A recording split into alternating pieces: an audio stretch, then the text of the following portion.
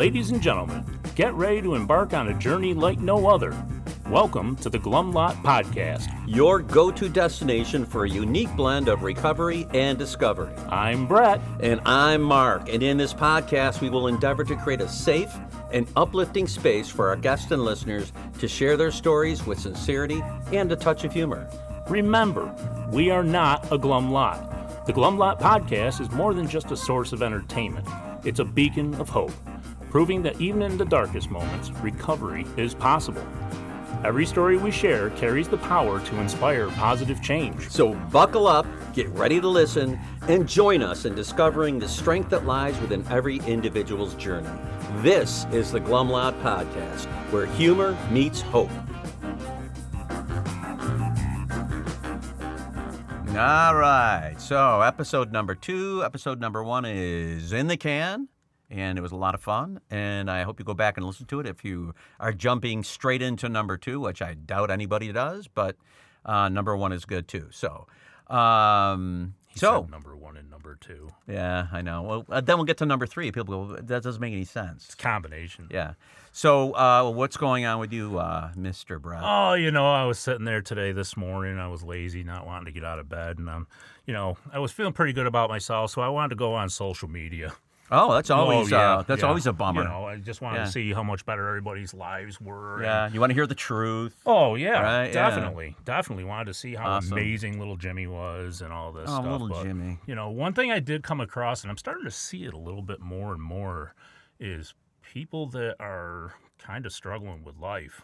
And, some of them are tragic, right? Because they decide to, not do life anymore. And one of the things I was thinking about was, my gosh, if only we could get out of our ways and just ask for some help. You know what? I have had that problem my whole life. I don't like to ask for help. Well, who would? In fact, Brett and I actually have a story that goes back to our kids were playing Little League Baseball together, and we're at a field, and Brett comes prepared, and I do not. So Brett has a bunch of lawn chairs in the back of his truck. I didn't bring any chair, and the bleachers are filled up. And at one point, he goes, "Well, let me get you a chair." I'm like, "No, don't get a chair. I'm fine. I'm fine." And he goes, "No, let me. I got him in my truck. Let me just go get one." And I'm like, "No, that's And he goes, "Just let me help you." Right. And I was like, "Oh my God, please don't be so stark and honest with me. You're backing me into a corner while I have to accept help from someone else." It was at that moment that I knew what I was dealing with. Yeah. It was that moment he knew he was dealing with a fellow alcoholic. So, but he did get me the chair. And I did sit in it, and it was fantastic. And I learned something that day. It's okay to get help, And I know for myself, without the help of others, I would be in very bad shape, if not dead. Yeah, and that's what I'm seeing so much more of now, I think everybody's so afraid to kind of let it get out there that they aren't perfect. All society dictates that all the time. You got to be perfect. You have to have this perfect social media life, and if you don't have that, you're not worth it. Right. Can you imagine people started posting on social media what their life was really like? Oh, my God. Had trouble getting out of bed this morning because I'm so depressed about my job. Right. Right. It might actually, make it more enjoyable, and there might be some comedy to it. My kids told me they hate me today. Yeah. Yeah, right. My son is failing math. My car's a piece of shit. Man. Yeah, you're not going to see that. That's, I actually got rid of TikTok off my phone because it was a time suck. I don't go on Facebook anymore. I'm so disenchanted with social media. And maybe it's because I didn't grow up with it, Yeah. But, because so much of my kids' life is based on social media and all that crap. I don't have a stomach for it. It's just, to me, it's garbage. Well, that's your generation, right? Yeah. But, for me, it was neat. I could keep up with all my friends, right? That was the thing, was we don't have to wonder how somebody's doing. Right. What it turned out to be is, you don't really know how they're doing anyway. Oh, no way. You see a bunch of bullshit, and I think what's happened and is starting to happen is, look what we're doing now. Right? We're talking with each other. Right. And we have a much better result through that, because body language and stuff like that, they can see when somebody's having a hard time. Now, do we sound old and curmudgeonly? I think to my kids we would. I think it's just rubbing off on me. Yeah, maybe. Yeah. Yeah. You know, Well, anyway, Yeah. that be as it may. To me, I just want to interject one other thing here. That to me, the human element is what makes meetings magic. Because I, for one, I was not during the pandemic, I was not a Zoom meeting guy. A lot of people love it. And I guess for many people, it's just such a great asset. I just couldn't get my teeth into it. Yeah. I got to have that live thing, and maybe that's just me. I'm sure it is because Zoom meetings are successful, and I don't want to begrudge them at all because they do help a lot of people. But I love having that like live, like you say, body language, seeing the person sitting there, how they move in their chair. To me, that's part of the You experience. can't hide. Yeah, I mean, It's harder it's to out hide there, so. because we touched on in our last opening that people will sometimes they're asking for help, but they're trying not to really ask for help. Right. So but when in a meeting you can't hide it. Yeah, that's beautiful. That's a beautiful thing. So. Yeah, we're very fortunate. Yeah, so we're going to get ready here to bring out our guest for podcast number 2. All right. So I am super excited. This one means a lot to me. The next individual that we're going to have up is somebody that was very influential to me early on in my sobriety. Somebody that made me feel like everything was going to be okay. He was funny, very compassionate, and just an overall great alcoholic. So I'd like to welcome Marc, and it's not you, Marc. This is Marc with a C. Right, I'm Marc with a K. Yes, He's yes. Marc with a, he's cooler than me. So welcome, Marc. Hi, thanks for having me today, guys. Appreciate it. Wouldn't have it any other way. So we want to start things out and introduce you to the listeners, but having you just tell a very short version of your story and what got you here. Not a real drunk-a-log, but just a little synopsis. Go ahead, sir. Right. So, looking back on things now, my sobriety date is March 7th, 2018. Ooh, coming up. And yes, a lot of things happened to me in March. I drove off a bridge, lost a parent. I mean, at the same time, I managed those things. What's it? It's good it wasn't like literally at the same time. It's just that month of March. But also, I got sober in March, so that's really been, overshadowed everything, or for lack of a better term. But it's been positive for me. And if you looked at my life compared to the other alcoholics that I know, I had no reason to drink when I was growing up. I had, I had it made if I thought about it, Beautiful family, caring, lovely home, extended family, big family dinners, support in every way you can imagine, never went without, but always felt like I was less than or more than in every situation. And judged everyone else and avoided looking at myself for a very long time. But as a child, they just didn't have that cognizant, or that awareness to even be doing that. I just, the report cards came every time, Marc distracts other people's in class. Marc would be a good student, but he just always opens his mouth at the wrong time, and The report cards that I used to try and get home before my mom so I could get rid of them. So when you look back on your life, like most of us, you can honestly say I've had this disease since birth. Yes. And alcohol was but a symptom. Right. Yeah. Right. So, I went through, I get fairly good grades. I followed a sister that was, genius level. And it was always like, you're Marie's little brother, And so I had to make my own path, So my own path was I was great at funnels and quarters. And my dad owned a liquor store. So as a sophomore, I was invited to the senior parties because, like that movie, what was it, Superbad? I was going to the liquor store and bringing all the booze to the party. So I was the man, Yeah. And, and then also that makes you, early in life, identify with alcohol as a way in. Yes. You know what I mean? To fit in. Yes. Gave you a purpose, too. It did. And you know what? And the value of alcohol just rose for me as time went on. And the thing that I had to do was I had to realize that alcohol had no value to me anymore. But that's long down the road. That's after, 50 years of being out there. You know? So How long? 50. I mean, if I was born an alcoholic, I didn't come into the room till I was 52, Wow. Yeah. So at some point in your alcoholism and drug use, I'm guessing, right? Because of my looks. Well, yeah. Judging by the way you look, sir, you've been through the ringer. You should see the nose. No, just because I know you personally, but Yes. So at some point along the way, shit started going south, right? Right. I mean, there were things I got out of, but I mean, I couldn't get out of, failing out of college. I mean, by the time I was a junior, I was a full-blown alcoholic, living in a fraternity house, dealing drugs, growing them, and things just went downhill. I didn't touch a drug in high school. I was a pure athlete, and, I was like a goody-goody. Booze was okay because it was socially acceptable, but drugs, no. But then when I got to college, when you move into the fraternity house, and they say that marijuana is a gateway drug, and that's no joke. And I laughed at that my whole life. And that was absolutely the truth for me. Mm-hmm. And progressively got worse. Were you laughing because of the marijuana? Yes. Yeah, okay. Yeah, they say It does have that effect. They say it's a gateway to eating a lot of, like, tacos. Hey, I resemble that. Yeah. And so, anyway, jumping ahead, what point did you get to where you knew something was really wrong? It really wasn't until, later in life, I just kind of,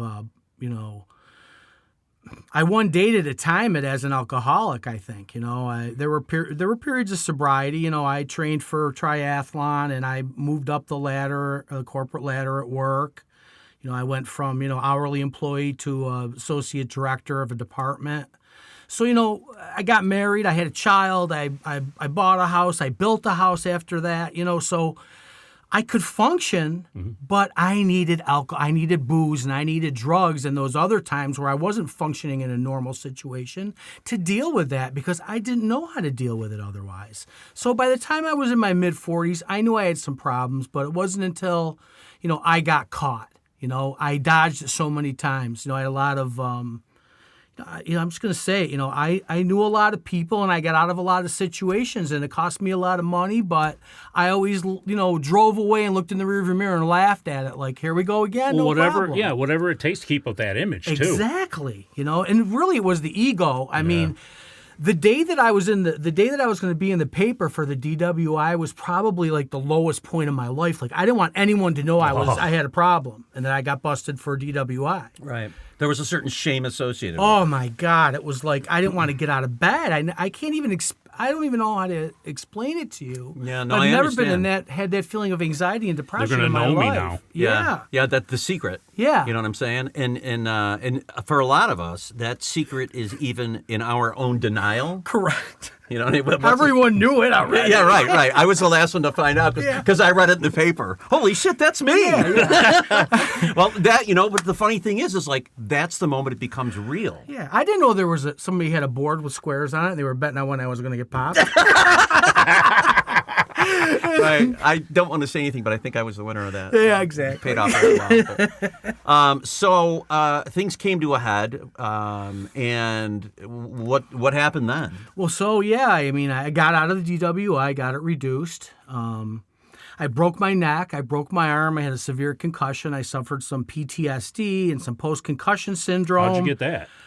I drove off a bridge after I blacked out. I thought I'd mentioned that. No? Okay. No, you blacked out. It was one of those nights where I didn't want to go out, but I had to go out. Yeah. And I went out, and I was by myself. Like, I was trying to make plans with people, and no one was around. But I went out anyway, and I went to the hockey game, and I said, I'm just going to go to the hockey game. I'll behave.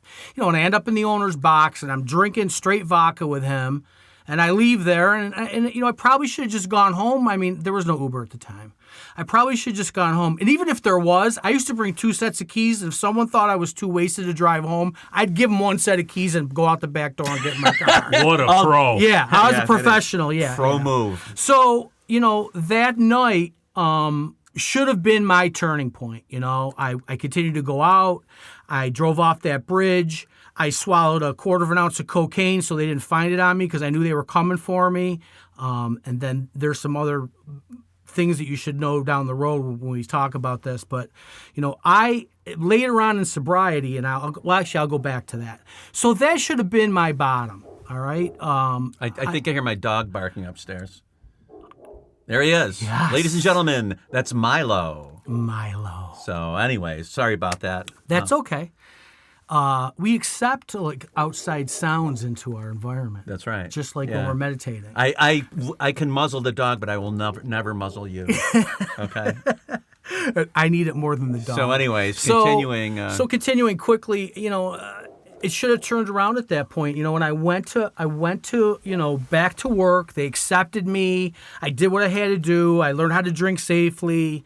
I swore it off for a little while, but then, within 6 months, once I felt better, I was right back out there. And it was worse. The drugs seemed to draw me in, and I still had some pain meds left, and it was just a mess. And so this whole world is just like this dark monster, and you cannot stop it. And I have no idea of this, after I found out there was a correlation between the concussion and the addiction issues, and my wife always says that I've never been the same after the accident. Really? Yeah, so, and alcohol will get you one way or another. It'll get you your liver, it'll get your kidneys, it'll get you to drive off a bridge, it'll get you to, steal. It's going to get you one way or another. And but be a dad. Yeah, I mean, it wants you dead, but it'll settle for miserable. Yep. Right? Yeah. We've all experienced that. So, fast forward 3 more years of just misery after that accident. And then finally in 2018, I'm disappearing for days on end. I'm lying to my friends, my family is just so disappointed in me, and I can see it when I come home, so I never want to be home. So I'm leaving for work at 6 a.m. I'm drinking vodka straight out of a bottle. I'm leaving work by noon and disappearing for the entire night and then showing up back at work in my same clothes. But, I have an office, and I'm able to keep all my things in there that I need to change and to carry on this facade that I'm living. So like most alcoholics, you're in your mind, you're managing this. Right. Yeah. And anybody looking at it from the outside was thinking, this guy is out of his mind. Right. But we're thinking, well, this is normal. I'm not the only one that does this. Yeah. And I'm so busy. Of course I'm going to be gone for days at a time. Right. And nobody I'm knows. important. Yeah. Nobody knows. No one knows. And I show up at my friend's house in a $1,000 suit with a big piss stain on it. Yeah. My friends are like, what is wrong with you? What? I had an accident. What? Who are you to talk? You're the alcoholic. Yeah. Yeah. I'm just soaking that in. Yeah. Wow, that's quite a visual. Soaking it in? Yeah, that's what I got. Okay. It's just like a resentment. You're the only one that knows. Exactly. So what was the catalyst? What was like that one moment turning point? It was like, friends and family just finally saying, we can't do it anymore. Oh, there was one more incident in there that was just crazy, I'd gone to get my car detailed, and I went to pick it up, and my WeatherTech mats weren't in there. And so, long story short, I go after the manager of the detail shop at Delta Sonic like, I'm high, I'm all coked up, I'm drinking. I go after him like he stole my daughter, And I walk out of there like so self-entitled that I walk into the Delta Sonic, I take WeatherTech Max off the rack, I walk out to my car, I throw them in the trunk, I put gas in my car, and I drive away. Because you think somebody stole them. Someone stole them. He deserved it. And he wouldn't let me, I can't show you the video, it's not our policy. So now, I'm not following the rules. I'm not doing the next right thing for the next right reason. I'm not thinking clearly because I'm drunk and high all the time. I mean, the mats were home in my garage the whole time. Nice. The sheriff laughed at me. When I opened my trunk, I go, here's the mats back. And he goes, what are those over there? Basically, the sheriff followed you home? Sheriff came to my house 2 hours later. Okay. And I'm in the garage staggering. My wife and my daughter inside going, what the hell are you doing? Yeah. So then finally, work got caught wind of that. And they said, we've just given you so many chances. We think it's better if we just part ways. Wow. But, they were so kind to me. They're like, look, we know you have a problem. We just can't have you here anymore. You're exposing us. What was your initial reaction to that when they told you that? Oh, my God. How dare they? How dare they, And the lucky part was between that letting go and going back to negotiate what was going to happen, all I had was 40 days of sobriety in rehab. But when I got out of there, I had enough clarity to go in there and keep my mouth shut. And whenever they offered me, I took, and I didn't argue. And you know what?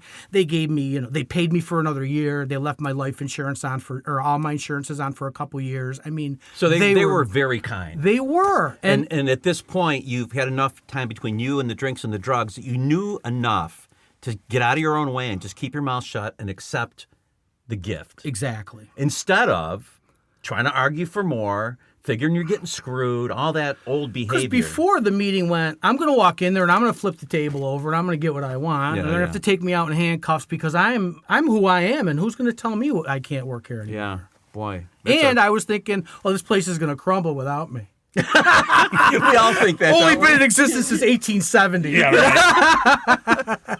Fantastic. Yeah. So from that point, so you went to rehab, right? I went to rehab. Good experience there for you? Great experience for me. First, didn't know anything about it. Valium taper for a few days. Met some great people. I'm still in touch with one person from rehab out of like 36 or 37 that were in my group. We think we're the only two left that are still sober out of that group. Mm-hmm. That would be about right, statistically, right? And he's coming to get his chip next Friday in Syracuse. He lives in Oneida, so I'm going to support him for that. Nice. So anyway, and I still was fighting it in there though, and I still was like, looking at the steps on the wall and going, insanity, that's not for me. That's for those other assholes in the room. Were you trying to be like the model recovery? Oh my God, yeah, I was the best. Yeah, I fucking set the chairs They up. all loved you? Yeah, I set the chairs up, Mark, I get the trays, no problem, Yeah. You're a model prisoner. I'm just a drunk. So what happened when you threw open the doors and when you're done? What was that feeling? Well, I knew that they told, I was finally listening to people. I want to say one more thing, though. Sure, yeah. The catalyst for me to go in was my wife and then my very best friend, Tom, and another good friend who at the time was one of the sergeants for the drug enforcement special group with the Syracuse police. And he called me that morning and he told me if I didn't go to Tully Hill that day, he was going to come to my house and throw a bag of heroin on the floor and bust me for it. Now that's a good friend. And I'm challenging him. I'm like, yeah, come on over, flip my house. Do you think he'd come on with us? Yeah, I bet you he would. Yeah, he's Craig from what's the Tiki Bar, the big bouncer there, his daughter. Yeah, okay. All right, yeah. So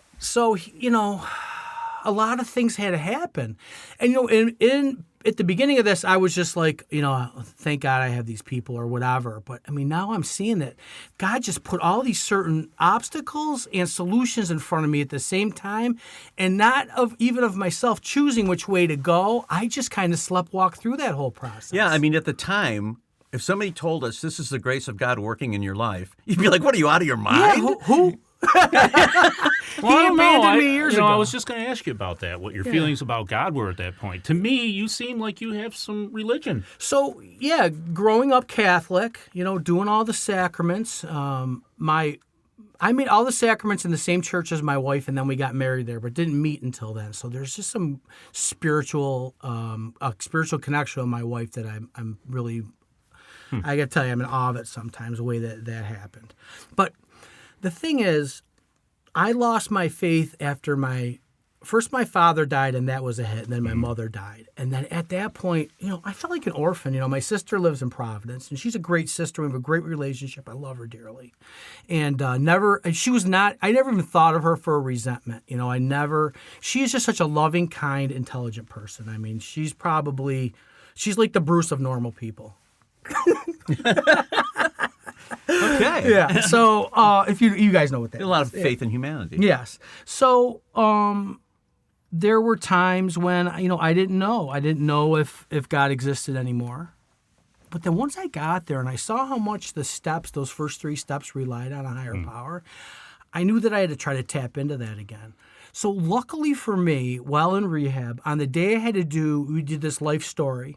And you did your story with a group of people, and as you told it to a group of people, and then as they shared with you about your story, they would hold your hand So there could be no animosity between the two of you. And they would say, so they could be 100% honest, Right. say things you don't like, Right. but you would know it was coming from a position of trying to help and love. just from that Yes. mere act of holding a hand, Yeah. right? And I didn't know it at the time, but it worked. Okay. All right. And that same day, a priest had come in, and I went to my first confession in 16 years. And I told the priest everything. I cried in there. I laughed in there. The priest stayed there with me for probably a good 45, 50 minutes. And that turned me around. Yeah. And I just needed to reconnect with my original faith. But that also was a springboard for me to find my way through that religion and the spirituality that I have now. I may... I think for me it dovetails nicely, and I love Buddhism too.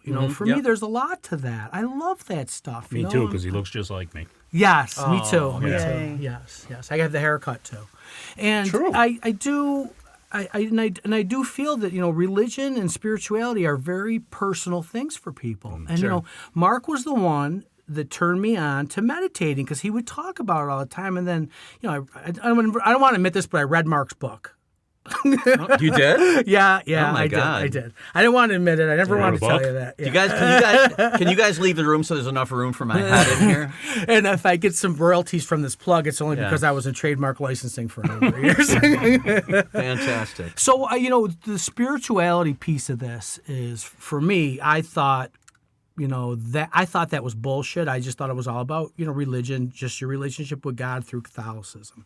I did not realize that there was so much of a vastness of universe out there that that encompasses all the beautiful religions that we have in this universe. And I never can look down on another person's religion. A lot of people in the rooms will always say, people that have religion are trying to stay out of hell, and people that have spirituality have already been there. Well, I'm trying to stay out, and I've been there, so I don't know where that leaves me. But I mean, I like having both. Well, that's, the openness of the spiritual question in AA is part of the genius of AA and why it can work for anyone, regardless of what your beliefs are. And that bridge in the second and third step, and you read about it in the chapter to the agnostic, is something that most people have to deal with, And even people that have a solid religious background like yourself that reconnected with that, there's still more to learn. Right. And that's, to me, that's one of the big gifts of the program is just this understanding of not understanding, but being able to make that connection, tap into it, and make it a part of your life. That's what made my life better, And also, the people say, "Well, my higher power does for me what I can't do for myself." I think that's true for all of us. I couldn't get sober by myself, and somehow, some force brought me to AA. Right. Then when I got to AA, I still couldn't stay sober. And my sponsor came along, I met. And then I'd hear things in the meetings, and they seemed to come from nowhere. And, I got what I needed as long as I wanted it. When I didn't want it, it wasn't there. When I wanted it, it was there plenty. Right. And so everybody's journey is available to them, I think, if you pursue it. And I know a lot of people come in, they're like, this whole God thing. I remember my sponsor saying to me, "How are you with the God thing?" And I said, "I'm okay as long as I don't try to quantify it or define it. As long as it's open-ended." And then, when we got to the later steps, he would always preface everything with whatever prayer was associated with that step. But, part of it was, he said to me at one point, people say that in AA that part of the program is spiritual. And he said, "That's wrong. It's all spiritual." And I agree with that. Right. It really is. At least it is for me. But enough about you. What about me? Ladies and gentlemen, we went there again, didn't we? Here I am. We'll get there. Progress. I over can't. perfection. I can't stop talking about myself. Well, listen, I gotta say, I'm with two guys now. Your messages in the rooms resonate with me. You made me better. There was a year or so of about some complacency on my part, but people like you will motivate me to do better. And seeing you and seeing your example, not only just listening to you, has been one of those things for me. Oh, yeah, agreed. And something is that's the way it works, because same thing with you for me. The interesting thing is, same thing for the newcomer that raises his hand, says, "This is my first meeting." I get so much from them, and there was one last night. Yeah. as well as the person who says, I'm coming back. I had 17 years of sobriety and I went out. All those things. I mean, there's such inspiration there from everyone. And all we're really doing, we're doing one thing. We're sharing our experience, strength, and hope. And that's it. Right. You know? And the solution. And the solution, which is in the steps, of course. But so you get over this hurdle. You get some time in the program. Was your path pretty straight from that point forward? Yeah, same sponsor. Never. I mean, at the beginning, the obsession, alcohol was still there for a while, and drunk dreams, trying to change my people, places, and things. Which a lot of these kids will come in the rooms and you say you got to stop hanging out with your friends. They're not your friends. If you stop calling them, they're not going to call you because they're your drinking buddies. Well, I weeded those people out of my life about 30 years ago. So the last people that I was drinking with were really my friends, and they were the catalyst, and they were the ones that put me on the springboard to get in the rooms. And they're the ones that were talking with my wife behind the scenes when I was in rehab, and they were all worried about me. When I got out, they don't call me to go out because they don't want to be the one that trips me up if it happens. Yeah. Well, they didn't because they didn't experience what you experienced when that alcohol crossed your lips. Right. Right. They're normies. Right. They don't get that flushed feeling, that sense of excitement that I feel. And all of a sudden I've got. It's like I ate a can of spinach. Yeah. That's a great description. Thank you very much. Yeah. Okay, so I was wondering if you could talk a little bit about sponsorship. Your sponsorship, your sponsor, and then you sponsoring. Yeah, I've been fortunate to have the same sponsor since I've been here. And at first it wasn't a friendship, and it did evolve as time went on. But, for me to listen to another man, in the same, socioeconomic position that I'm in is very difficult because of my ego. Yeah. Right. Yep. So there was a lot of breaking down of that sort of thing, and it came with time. And I did my steps. I didn't do them quickly by any means. I didn't get into 4 and 5 until about 18 months to 2 years in the program. And at that point, there was a lot of talk about you can do it with a priest, you can do it with a therapist, and I forged a pretty good relationship with my sponsor at that point. And to my own, I don't want to say it's my own fault, but I just didn't feel like I wanted to go share my 4th and 5th with him. So I knew that there was someone in the program, so I chose them, and I did that, and then 6, 7, 8, boom, boom, boom, and I'm just going through the program, and I'm not doing anything at that point, and I'm slowly realizing because I'm not very quick, it takes me a long time to figure things out. I'm seeing what those later steps are about. I'm just saying them for a couple years. You're right. And then I'm seeing what they're about. Now I'm trying to sponsor guys, and I got, probably out of the first, I don't have Marc's great record, but No, just so the listener knows my record of sponsorship. I have had 4 sponsees die while I was sponsoring. I don't mean Out to of how laugh. many? Out of about 8. So I'm a 50% death record. Yeah. I'm known as the Grim Reaper. Yes. But I'll tell you what, I tried like hell on all of them, And this is good. This is a great conversation to have because I'm glad Marc's here. So I'm sponsoring a guy, and he's pretty good. He goes out and he comes back in, and so I'm not sponsoring him. I'm not taking him through the book. I'm trying to manage his life for him. And I'm giving him life advice, which probably wasn't a good idea because I shouldn't have been giving advice at that point on anyone's life in my sobriety. So he never said, you're fired, but he just started working with another alcoholic on the big book, and, that dinged my ego at first. And the person was Marc, and it dinged my ego at first, and I talked to the guy that I went through the steps, the 4th and 5th step with, and he said to me, "You're just you're not the main character in this story. You're just a person that's helped that person through a few months or whatever you did to get him to the next level. Yep. And now he's going on to someone that has much more experience than you. You did your work. Just be proud of what you did and move on." Yeah, And, I mean, something, as far as that particular thing goes, there was a really good foundation that you gave him okay. to work with. Thank you. You know what I mean? I appreciate that. And means people a lot to do me. part ways for. No, I'm not. I know. And people do part ways for different reasons. Right. But he didn't leave. No, Right. and He's we're sober. still- and He's we're- sober. You're he's sober. I'm but- sober, and Brett's sober. And he's still in touch with me, and Yeah. we're still close. And I was not going to let something like that, Good. affect the That's relationship. fantastic. Which So- is the complete opposite of Mark pre-2018, by the way. Yeah. Because I not only would I be mad at you, I'd have found a way to get you back. Oh, awesome. I have resentments. I'm Italian. I have vendettas. Yes. You It know? wouldn't have not. Until I was 12, I thought my name was Taste This. Oh boy. So you've worked through the steps not only on your own, but you've worked through them with other people. Right? So there was a period there where I didn't have any sponsor or sponsees, but I always was close with my sponsor and close in the program with guys in the group. I never wanted to fall off that edge because I honestly, people say this, but I know in my heart I probably got another drunk in me, but I don't have another coming back in me. Right. And I really believe that. And we talk about smashing the idea of certain things. Well, yeah, we had to smash the idea that I can never do it again. Ever. Right. You know? Yeah, I think there's a lot of people that have a good length. In fact, I know one guy, myself, I believe he had over 30 years of sobriety, and he lost his wife, and he started drinking again, and he ended up dying drunk. Mm-hmm. And here's a guy who sponsored numerous people, helped so many people get sober, and he dies himself alone and drunk.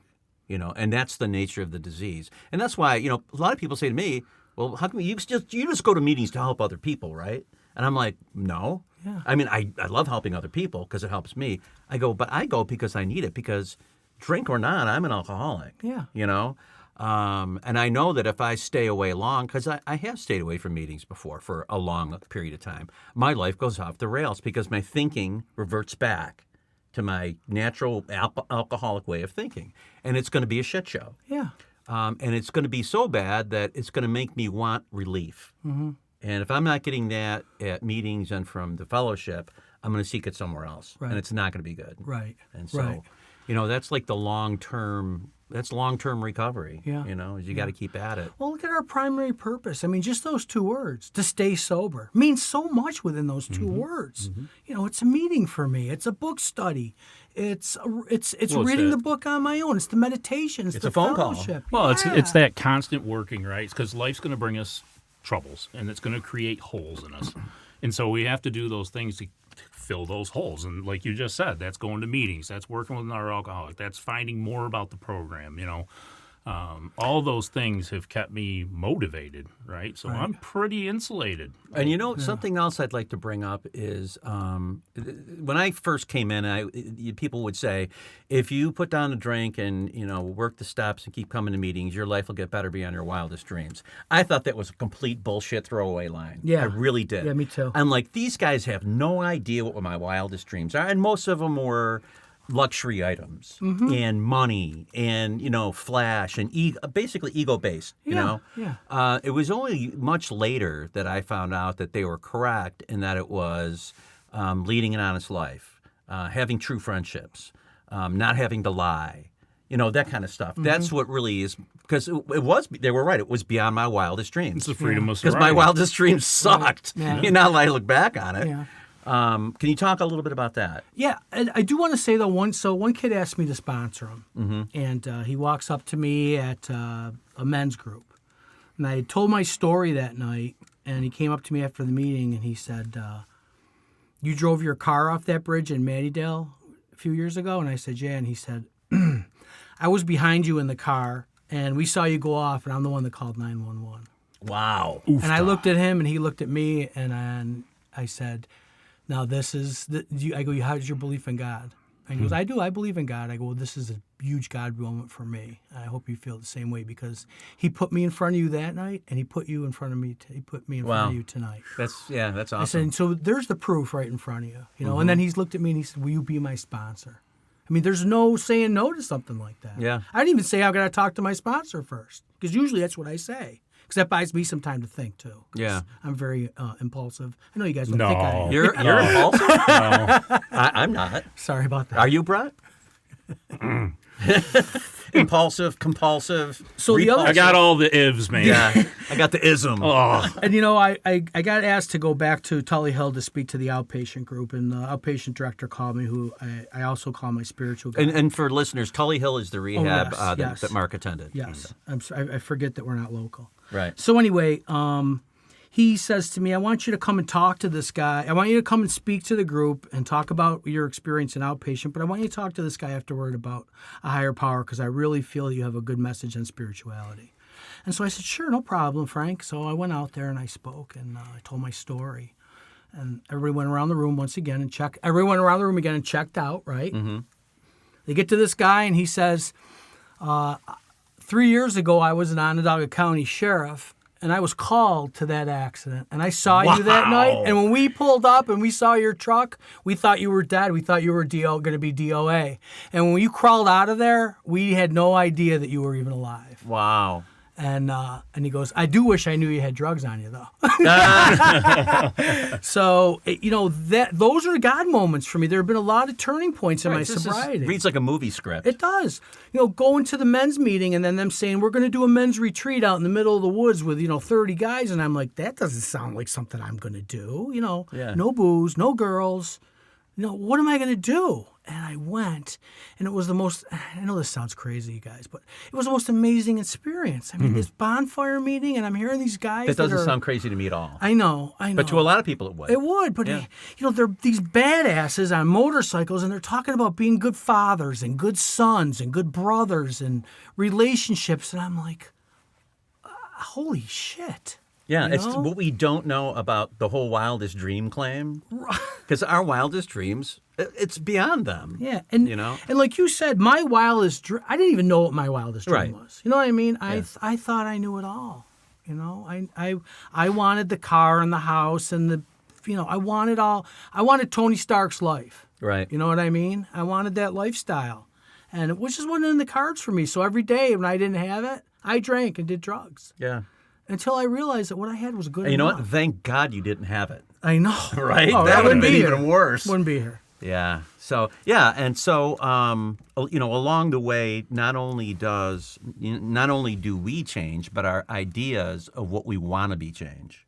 Right. Right. And, one of the messages that I think is the most important to receive when you come into the rooms is keep coming back, no matter what. Keep coming. Yeah. If you drink, keep coming back. If you fail, keep coming back. 100%. Keep getting to AA until AA gets you. Yep. Right.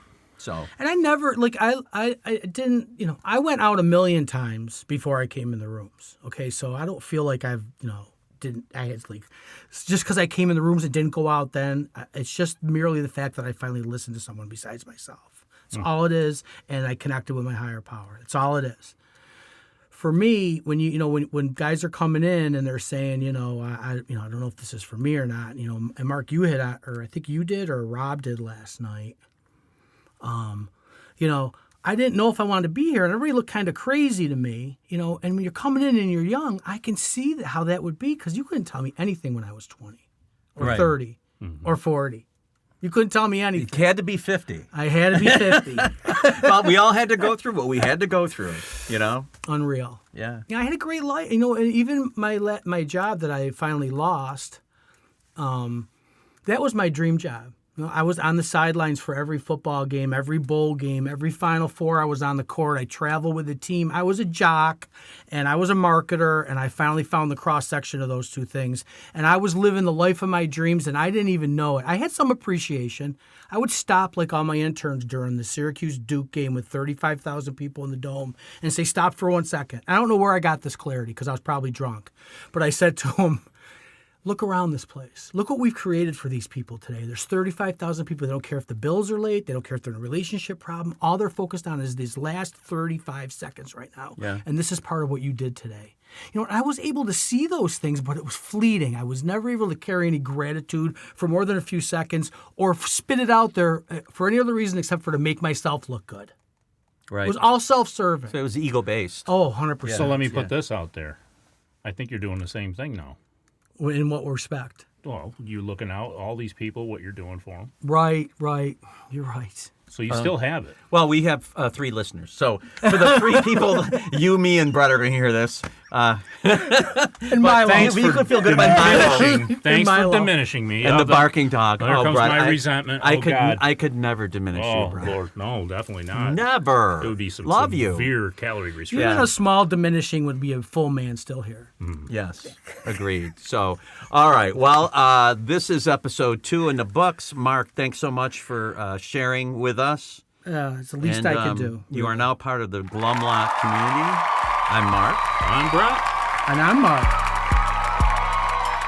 As we wrap up another episode of the Glum Lot Podcast, we want to extend our heartfelt gratitude to each and every one of you who tuned in today. Navigating the path to recovery from alcohol and other substances is a journey filled with challenges, triumphs, and self-discovery. Remember, we're not affiliated with Alcoholics Anonymous, but we're here to provide a safe space for open conversations about the complexities of recovery. Your stories, courage, and resilience inspire us and our listeners alike. If you or someone you know is on the transformative journey, know that you're not alone. Join us next time as we continue to explore the diverse facets of recovery. Until then, stay strong, stay connected, and remember that each day is a step towards a brighter, sober tomorrow. Thank you for being part of the Glum Lot community.